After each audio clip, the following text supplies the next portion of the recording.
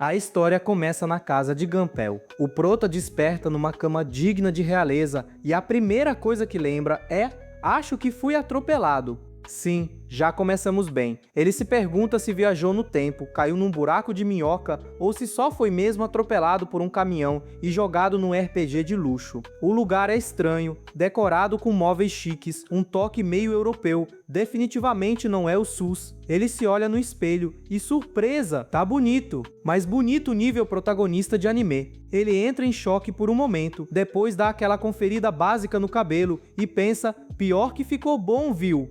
Ele lembra então daquele clássico cenário de anime isekai, ser atropelado por um caminhão e renascer num mundo de fantasia. O famoso caminhão Kun ataca novamente, mas será que é sonho? Pra ter certeza, ele pega uma faca pra testar a dor. Ótima ideia, né? Ele corta de leve o dedo com cara de samurai sério, mas logo depois grita feito um pato. A faca era afiada demais. Com tantas opções de objetos, ele foi pegar logo uma faca de chefe gourmet. A cena corta pro modo história. Descobrimos que o personagem que ele agora habita, o tal Moon, ofendeu uma família real, perdeu seu título de nobreza e foi chutado pro exílio. E mais, está proibido de pisar no Império. Se pisar, morre. Direto, sem nenhuma multinha antes. De volta ao presente, o prota finalmente junta as peças e percebe: ele está dentro da história de um livro que leu há muito tempo. E ele, pasmem, é justamente aquele filão loiro e burro que só existe para atrapalhar a protagonista. Que currículo, hein?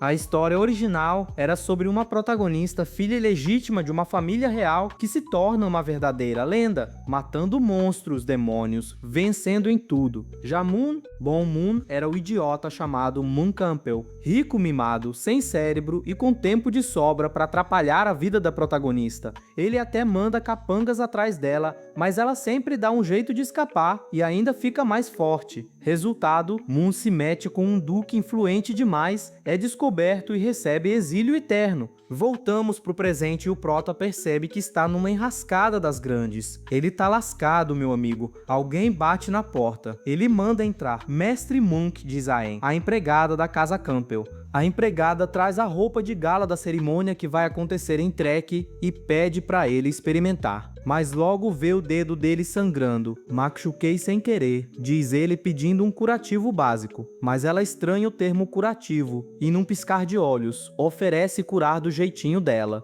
Ele aceita meio desconfiado e Aen simplesmente pega o dedo dele e coloca na boca. Sim, isso aconteceu. Ele entra em pânico interno, mas logo percebe que parou de sangrar e talvez tenha gostado um pouco ou muito da experiência. Aen, por sua vez, já está apaixonadinha, dizendo para ele tomar mais cuidado. Ele responde, todo desconcertado, que vai lembrar disso, mas a cabeça dele já está a mil. Ela se despede, mas ele ainda está em êxtase com o curativo bucal que recebeu. Ele agradece educadamente, mas por dentro está fazendo dancinha de felicidade. Afinal, na história original, havia uma empregada de cabelo preto que era super gentil e fofinha, e agora ele tem uma exatamente assim. É quase um bônus da vida pós-acidente. Enquanto ele se joga pra lá e pra cá na cama, feliz feito criança que ganhou presente, Aen, do lado de fora, pensa consigo mesma: ele me agradeceu. Gente, vamos lembrar, esse cara era um vilão. De volta ao quarto, o prota começa a refletir. Por que raios um cara rico com empregados iria querer se meter a atrapalhar a protagonista?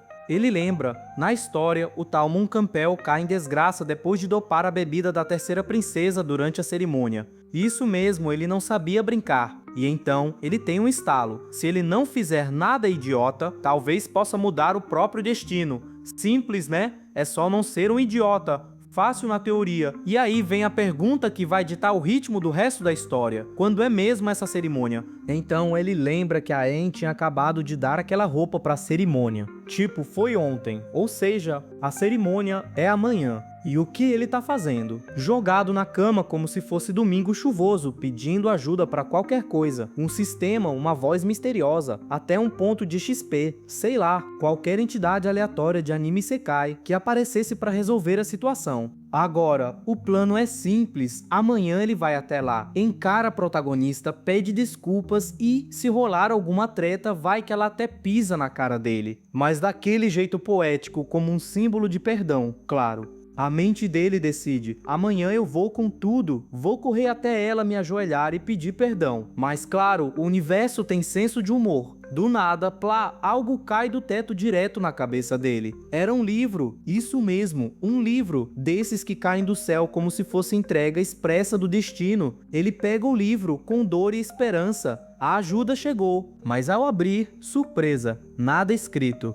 zero, nenhuma figurinha. Será que tem que ativar com um comando secreto? Ele olha para o livro, pensa em dizer menu, start, skill tree, qualquer coisa. Mas aí, pim, cai um pingo de sangue dele no livro, obrigado hematoma, e um fogo roxo-preto começa a envolver tudo. Bum! Corte de cena. Agora ele tá em outro lugar, preso. Ao menos o shape tá em dia, porque ele começa a cortar os grilhões, estilo cena de abertura de RPG sombrio. E na frente dele, uma mulher assustadora. Ela olha e solta: você finalmente cortou. Demorou, hein? O prota sente dor, muita dor. A mulher tá usando uns aparatos meio sinistros e manda logo a real: dor é inevitável. E depois, você tem que causar dor, sofrimento, virar um vilão, não um dormante. Ok, piada dela, não nossa. Ela continua: você vai ser meu, mesmo sem vontade. Não importa o tempo, vamos ficar juntos, nem a morte vai nos separar. Clima romântico de cemitério. E quando ela tá prestes a furar ele, literalmente, ele acorda.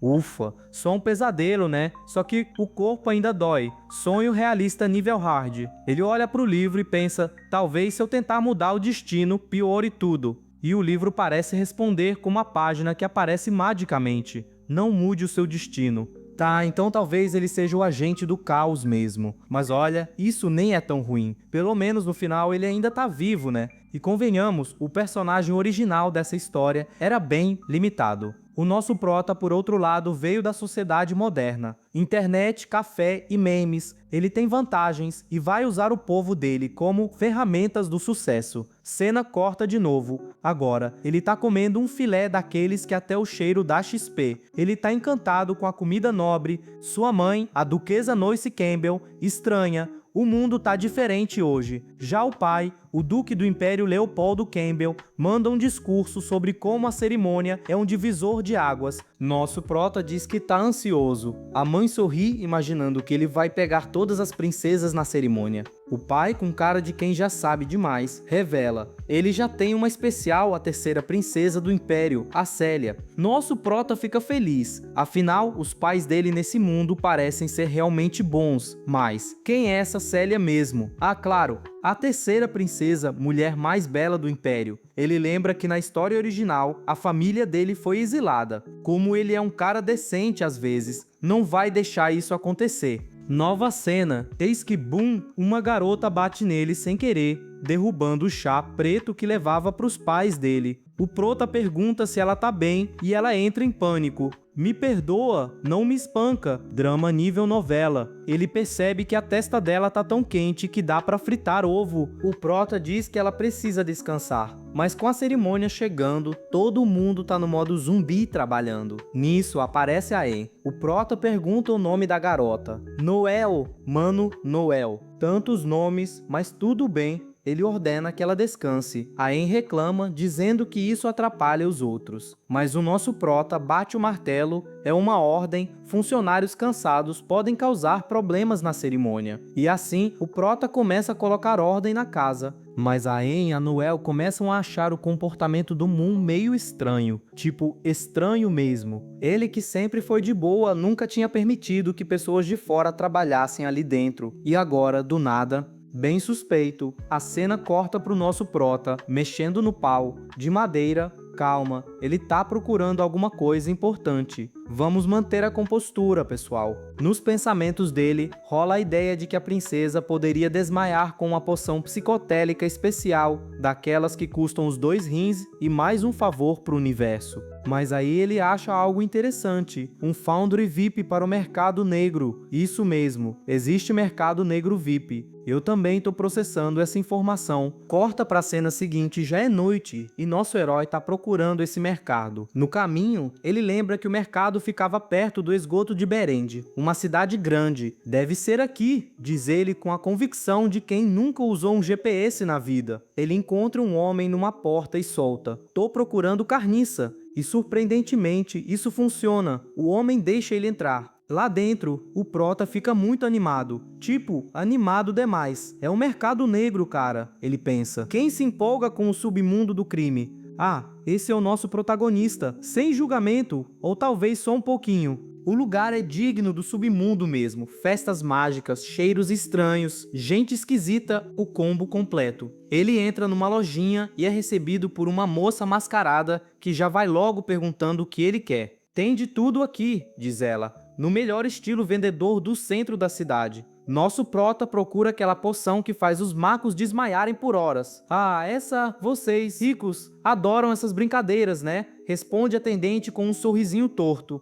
Mas, do nada, ela começa a falar sobre compra de escravos, e o Prota, que felizmente ainda tem algum juízo, diz que não tá interessado, ele só quer a poção mesmo, sem pacote completo do mal. A moça promete procurar a tal poção. Com aquela máscara, ninguém sabe se ela é homem ou mulher, embora pelas curvas montanhosas visíveis a gente meio que já tem uma ideia, né? "Espere um pouco", diz ela. "Tudo bem, desde que venha", responde o Prota, que tá numa paciência digna de quem já aceitou o caos da vida. A porta se abre de novo. Quem entra? A Anne, querendo uma poção forte daquelas que não deixam nem rastros mágicos. "Ah, essa?"